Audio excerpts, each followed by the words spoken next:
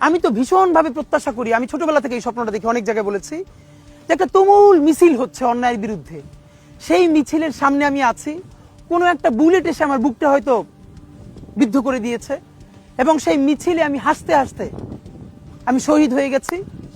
এবং সবাই যখন মৃত্যুটাকে ভীষণ ভয় পায়, আমি তখন হাসতে হাসতে আল্লাহর কাছে ভীষণ সন্তুষ্টি নিয়ে পৌঁছতে চাই যে আমি একটা ন্যূনতম ওই জীবনটা লিড করতে পারলাম, যে আমি একটা ইনসাফের হাসি নিয়ে আমি আমার আল্লাহর কাছে পৌঁছতে চাই।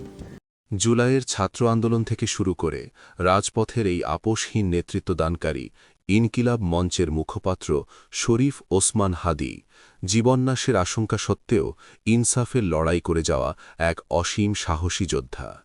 তার এই সংক্ষিপ্ত কিন্তু প্রভাবশালী জীবনের গল্প এখন সবার মুখে মুখে।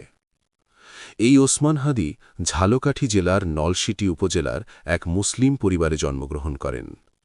বাবা ছিলেন একজন মাদ্রাসা শিক্ষক ও স্থানীয় ইমাম। ৩ ভাই ও ৩ বোনের মধ্যে হাদি ছিল সবার ছোট। হাদি তার শিক্ষাজীবন শুরু করেন নলসিটি ইসলামিয়া ফাজিল মাদ্রাসা থেকে। ফাজিল মাদ্রাসা থেকে তিনি ৩য় শ্রেণী পর্যন্ত পড়াশোনা করে ৪র্থ শ্রেণীতে ঝালকাঠি এনএস কামিল মাদ্রাসায় ভর্তি হন। কামিল মাদ্রাসায় থেকে তিনি আলিম পরীক্ষা সম্পন্ন করে পরে ঢাকা বিশ্ববিদ্যালয়ের রাষ্ট্রবিজ্ঞান বিভাগে ভর্তি হন।